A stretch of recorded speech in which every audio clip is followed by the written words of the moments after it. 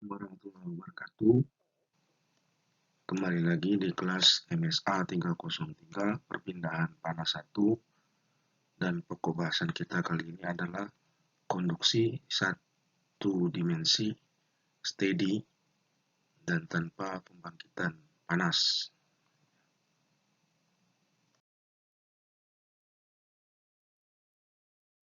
Ya, seperti yang kita tahu ya, perpindahan panas itu dapat terjadi pada satu dimensi atau multidimensi.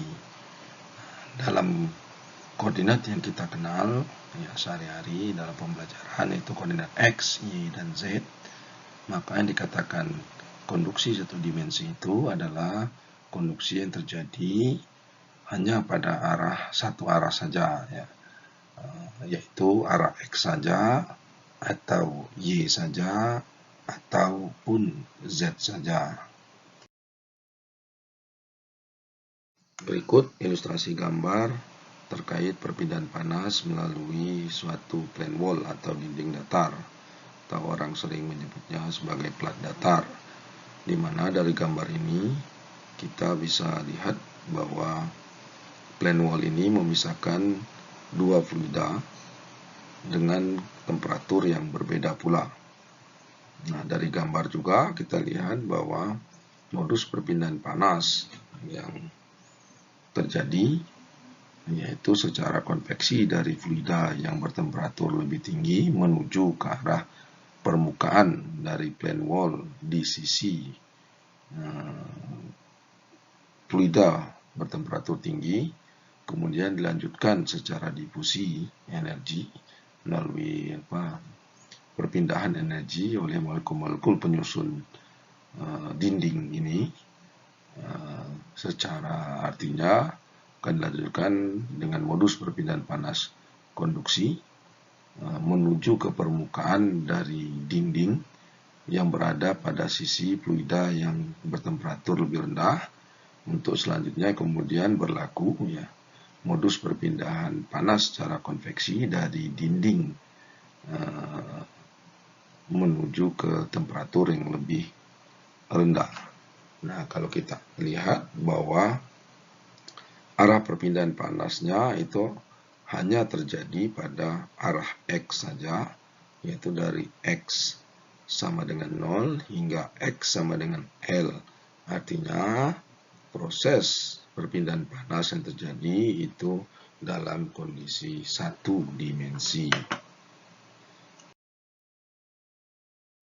Berikutnya ya, apa yang kita kaji pada saat kita belajar tentang perpindahan panas konduksi satu dimensi kondisi steady ya, yaitu bagaimana kita menurunkan persamaan dan mampu menggunakan persamaan tersebut untuk menghitung dua hal.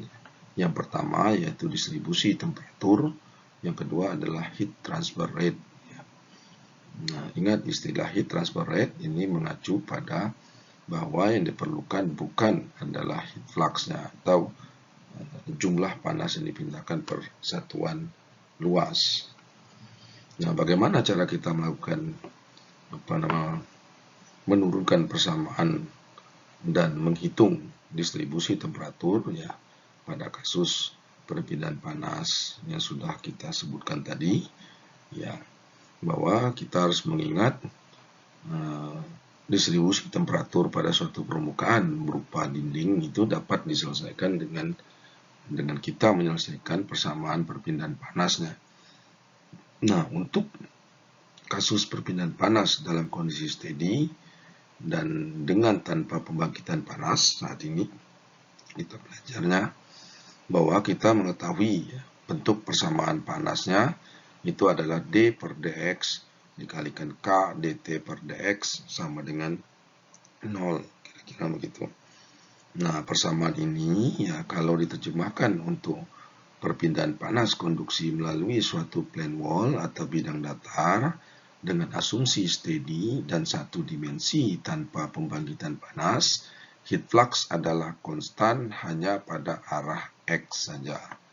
Nah, bila kita tambahkan asumsi koefisien konduktivitas termal dari material atau K itu, maka hasil dari integrasi lipat dua persamaan di atas ini akan menghasilkan suatu solusi umum, ya, di mana Qx itu akan sama dengan konstan, atau kita sering melambangkannya konstanta itu dengan C, dan K-nya itu juga sudah tertentu dari konduktivitas termal bahan. Nah, data-data tentang material bahan ini dapat kita lihat pada lampiran-lampiran pada buku-buku referensi perpindahan panas yang kita gunakan. Nah, kemudian kita masukkan ke logika berpikir matematikanya, penjumlahan dari konstanta plus konstanta itu pasti hanya akan menghasilkan konstanta baru, ya. Jadi tetap dalam bentuk suatu konstanta, ya. Sehingga dapat kita tulis di situ, ya, dt per dx itu sama dengan dua konstanta, di mana dua konstanta itu adalah masih dalam bentuk konstanta juga, atau bisa kita tulis sebagai C juga, atau konstanta juga. Sehingga kita dapat menulis ya dt per dx itu sama dengan konstanta.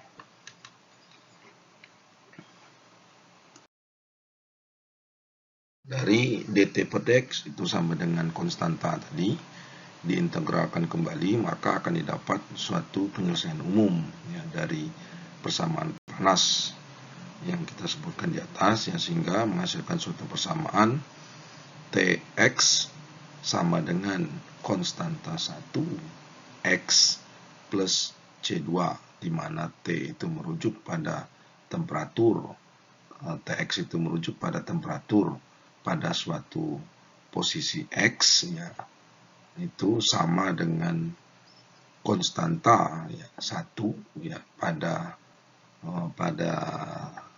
posisi X ditambah dengan konstanta 2. Nah, di sini kita tidak bisa langsung menjumlahkan konstantanya karena konstantanya itu bergantung pada nilai X, ya. Nah, artinya untuk penyelesaian bilangan konstanta di atas, maka kita harus menyelesaikan persamaan dengan memasukkan kondisi bahwa perpindahan panas, ya, sesuai dengan gambar tadi, itu terjadi dari X sama dengan 0 hingga ke X sama dengan L. Nah, apabila kita ambil nilai X sama dengan 0, maka persamaan Tx sama dengan C1X plus C2 itu akan menghasilkan Tx itu sama dengan C2, kan gitu, atau T0 itu sama dengan C2. Nah, kalau dari gambar bisa kita lihat T pada posisi 0 itu sama dengan TS1 atau T permukaan pada X sama dengan 0, ya, sehingga dapat kita tulis kembali menjadi C2 itu sama dengan TS1.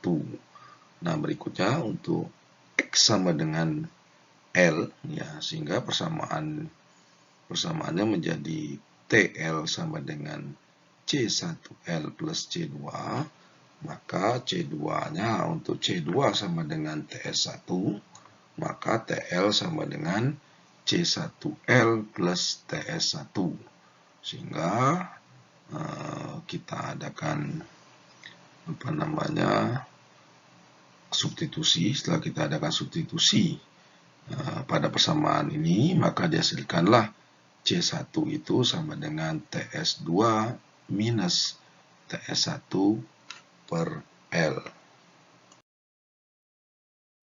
Selanjutnya, nilai C1 dan C2 yang sudah kita ketahui tadi, itu kita substitusikan, ya, ke persamaan umum yang di awal tadi, yaitu Tx sama dengan C1X plus C2, ya, maka kita akan dapatkan Tx sama dengan, ya, buka kurung, ya, TS2 minus TS1 per L dikalikan X ditambah dengan TS1, atau kita dapat menulisnya, ya, L-nya bisa keluar di situ, maka TS2 minus TS1 dikalikan X per L plus TS1. Nah, dari hasil persamaan untuk distribusi temperatur pada konduksi satu dimensi, steady dan saat ini masih tanpa pembangkitan panas, dan konduktivitas termal bahan yang konstan, dapat ditarik kesimpulan bahwa temperatur itu bervariasi linear terhadap nilai X. Nah, berikutnya untuk kasus yang sama seperti di atas, ya selanjutnya kita akan diminta untuk menghitung sejumlah perpindahan panasnya atau Q-nya, atau sering kita dengar dengan istilah heat transfer rate. Nah, berdasarkan Fourier law, ya kita tahu bahwa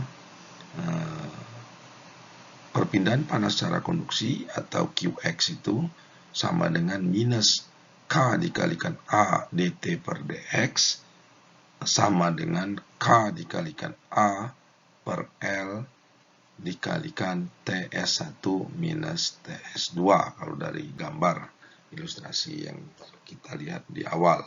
Ya, di mana A itu adalah luas area dari dinding yang tegak lurus atau normal dengan luasan dengan arah perpindahan panas, ya seperti yang terlihat sudah saya ilustrasikan pada slide pembelajaran.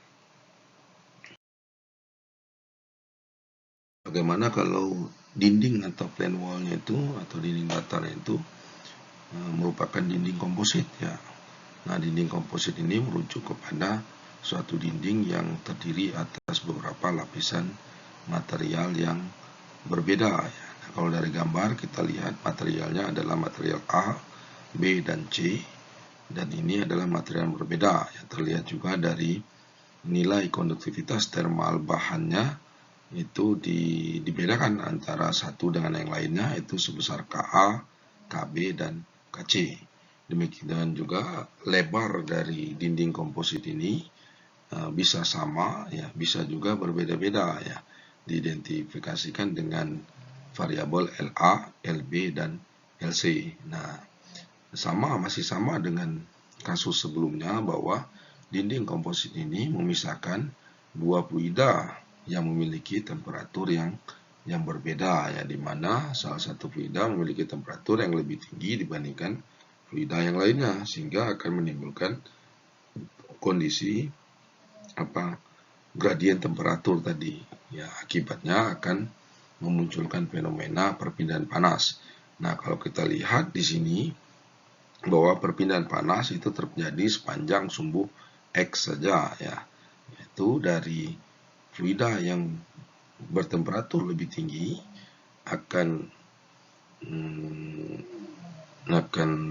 berpindah secara konveksi menuju ke permukaan luar dari material A yang kontak dengan fluida panas, kemudian diteruskan secara konduksi menuju ke perbatasan material A dan B yaitu pada T2, kemudian secara konduksi kembali yang menuju perbatasan antara material B dan C yaitu di T3, selanjutnya akan diteruskan secara konduksi menuju ke permukaan luar dari material C yang kontak dengan fluida dingin, dan selanjutnya akan diteruskan secara konveksi, ya dari permukaan luar C yang kontak dengan fluida dingin menuju ke fluida dingin tersebut, ya.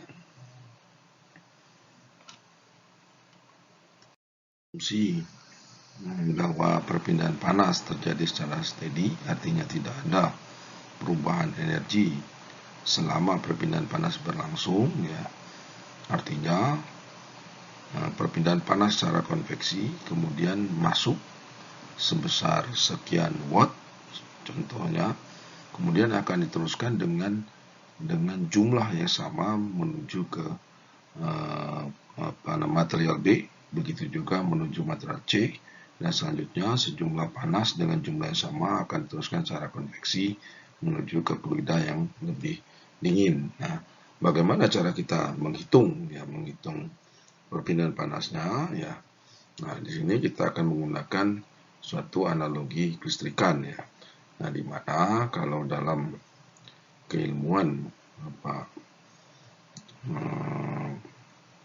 elektro, ya, atau kelistrikan, ya kita tahu bahwa kelistrikan itu muncul akibat adanya arus listrik itu muncul akibat adanya suatu beda potensial. Nah, oleh karena itu ya di sini pun ya kita bisa mengatakan bahwa aliran panas itu ya terjadi akibat adanya gradien temperatur ya, dan dan hanya bisa dihambat dengan suatu jenis hambatan. Nah, kalau di listrik kita kenal dengan sebutan hambatan listrik dengan satuan ohm, maka di perpindahan panas ini, di kajian perpindahan panas ini kita kenal dengan suatu istilah yang namanya hambatan termal atau sering dilambangkan dengan huruf R ya, variabel R.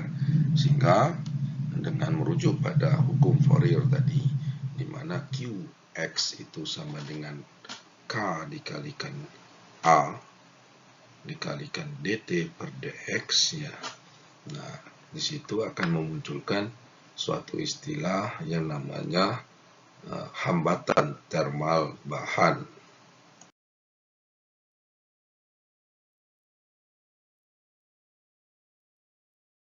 Hambatan panas tadi ya, atau sering juga disebut dengan thermal resistance atau resistansi termal, dilambangkan dengan variabel R, itu secara definisi merujuk pada rasio gradien temperatur terhadap jumlah perpindahan panas. Nah, resistansi termal ini unik untuk masing-masing modus perpindahan panas. Nah, untuk modus perpindahan panas secara konduksi, ya thermal resistance ini diturunkan dari Fourier law ya, di mana nanti kita akan dapatkan nilai thermal resistance itu sama dengan L per Ka-nya. Nah, untuk proses perpindahan panas secara konveksi itu diturunkan dari Newton law cooling ya, maka nanti akan didapat nilai tahanan thermal atau thermal resistance atau resistansi thermal itu sebesar 1 per Ha-nya. Nah, untuk yang perpindahan panas secara radiasi ya, seperti yang kita tahu bahwa perubahan radiasi antara permukaan dengan lingkungan itu akan penting ya bila koefisien perpindahan panasnya kecil. Ya, diturunkan dari persamaan QR itu sama dengan HR dikalikan A dikalikan delta T, maka thermal resistance atau resistansi thermal untuk radiasi itu dapat dihitung dengan atau sama dengan 1 per H radiasi dikalikan A-nya. Sistem perpindahan panas secara konduksi yang melewati suatu dinding komposit ya, gambar yang kita lihat di awal tadi ya, bahwa kita dapat satu dinding komposit itu merujuk pada suatu susunan dinding atau plane wall yang berbeda materialnya, sehingga akan berbeda juga sifat-sifat karakteristiknya ya, di mana sifat-sifat ini dapat kita cari pada tabel-tabel atau grafik-grafik yang ada ya, terutama di lampiran-lampiran dari buku rujukan atau referensi yang kita gunakan selama pada perkuliahan ya, dan itu tercantum pada rencana perkuliahan semester ya yang ada di e-learning untuk setiap mata kuliahnya. Yang berikutnya, yang kedua, perpindahan panas itu terjadi dalam satu arah saja, atau kita katakan sebagai perpindahan panas satu dimensi, yaitu hanya pada arah X saja. Nah, berikutnya ya kita tambahkan asumsi tidak ada pembangkitan panas, artinya tidak ada sumber energi lain yang menyuplai ke dalam dinding komposit tersebut ya. Nah, yang keempat ya, bahwa sifat-sifat dari setiap material dinding maupun fluida itu adalah kita anggap konstan ya. Maka menghitung perpindahan panas satu dimensi steady tanpa pembangkitan panas pada suatu dinding komposit ya, kita hitung dengan persamaan yang awal tadi kita lihat, Qx sama dengan delta T per R, atau R ini adalah resistansi thermal tadi. Nah, untuk tinggal kita nanti mengidentifikasinya, modus perpindahan panasnya ada berapa. Nah, kemudian itu yang kita jadikan kita jumlahkan sehingga berapa total hambatan panasnya atau resistensi termal totalnya. Nah, kira-kira begitu. Nah, untuk menyederhanakan pekerjaan ya, maka untuk kasus sistem komposit itu familiar juga dengan analogi overall heat transfer coefficient. Menggunakan istilah hambatan thermal tadi atau R itu, maka kita dapatkan ya persamaan menghitung heat transfer rate dari dinding komposit ya, itu sebesar delta T atau sama dengan delta T per R total ya. Dan dengan menuliskan kembali Fourier law tadi dalam bentuk yang lebih sederhana ya, ini QX itu akan sebanding dengan U dikalikan A dikalikan delta T, di mana U inilah yang identik dengan overall heat transfer coefficient. Nah, apabila kita jalankan operasi matematiknya di situ ya, maka U dikalikan A itu akan sama dengan 1 per R total ya. Kira begitu. Sehingga nilai U itu sebanding atau sama dengan 1 per R total dikalikan A. Nah, berikutnya ya, dari persamaan U tadi terhadap R total tadi barusan saya sebutkan, maka kita dapat menulis ulang ya persamaan untuk hambatan termal ya, atau R total itu sama dengan ya delta T per Q, dan begitu. Delta T per Q atau sama dengan 1 per U dikalikan A. Nah, berikut ini adalah tugas 1 ya yang dapat mahasiswa kerjakan secara mandiri ya, sebagai bentuk pendalaman materi. Di sini bahwa mahasiswa harus mencari nilai-nilai variabel yang belum ada atau masih kosong di sini. Dan ini terkait dengan kasus perpindahan panas secara konduksi ya, satu dimensi dan steady yang melalui suatu dinding datar atau plane wall. Di tugas 2 ini ya, audiens diminta untuk menghitung kembali ya berapa daya pemanas persatuan luas. Jadi kalau dengan kalimat berapa daya pemanas persatuan luas, artinya yang diminta adalah heat flux ya, untuk suatu perpindahan panas melalui dinding datar ini. Nah, pada tugas ketiga ya, audiens diminta untuk menghitung 3 hal, yaitu rugi-rugi panas atau heat loss ya. Artinya kalau dalam bentuk heat loss artinya ada kerugian panas atau panas yang terbuang ya. Kalau heat gain itu, pengertian heat gain itu adalah panas yang didapat. Kemudian ada heat rate, sejumlah perpindahan panas. Sebenarnya itu juga, hanya istilahnya saja yang berbeda disesuaikan dengan aplikasinya.